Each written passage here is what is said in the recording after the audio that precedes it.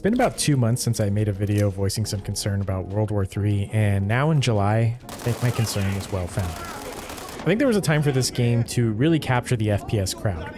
Warzone had been stale for a long time, and the multiplayer side of Call of Duty was coming off of Vanguard, which is among the worst in the franchise. Everyone knows all the issues with Battlefield 2042, and their Season 1 had yet to release, with delays pushing it back to June and players left wondering if new content would ever come. Halo had already dropped the ball in the months after its release and became a real disappointment for a lot of fans hoping for the admittedly great gameplay to save the genre, only for content and monetization to sour everyone's perception of the game. World War III was poised to really capture a lot of the FPS community that had become so disillusioned with the direction of AAA games in this space. The game was looking good and had a nice blend of tactical and casual gameplay mechanics. It also had a combined arms mode that had the potential to capture the hearts of all the Battlefield fans displaced by the disastrous release of 2042, but who also wanted something newer than Battlefield 4 and didn't want to go back to the older time periods in Battlefields 1 and 5.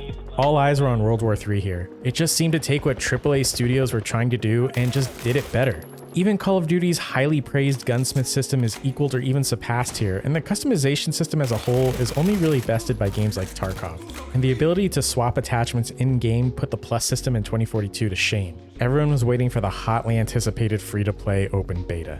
They waited and waited and waited. We're still waiting today.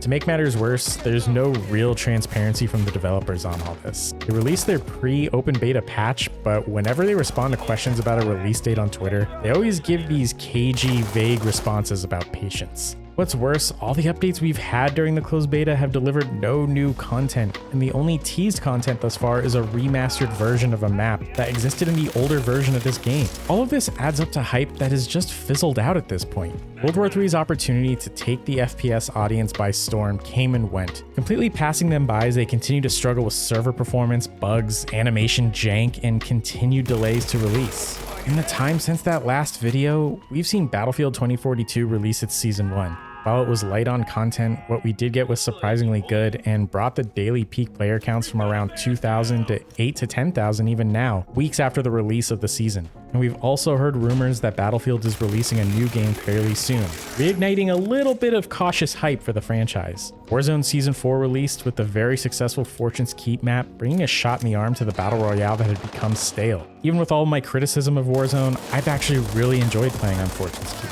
And obviously we have Modern Warfare 2 and Warzone 2 coming ever closer to release, with all of the hype continuing to build around that.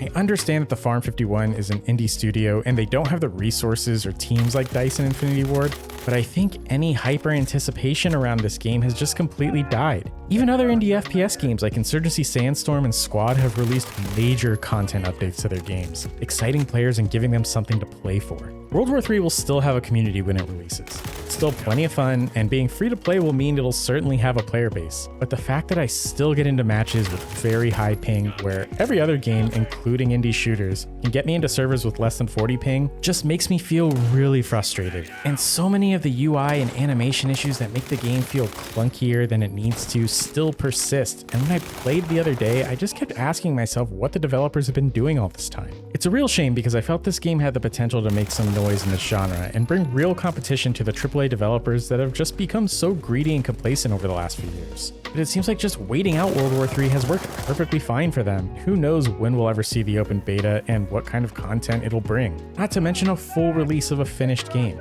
And to make matters worse, controller support for this game has always been lackluster, completely alienating massive parts of the FPS crowd. I think World War III was killed before it could ever really live, and it makes me sad to see it die with such a whimper. That about does it for my thoughts though, and I want to hear from all of you. Are any of you still playing World War III? Are you looking forward to the open beta, or have you moved on to something else entirely? Let me know in the comments below. I'd love to have a conversation. If you enjoyed the video, feel free to drop a like. If you didn't, leave a dislike so I know I need to change something. Subscribe if you're new, and I'll see you all in the next video.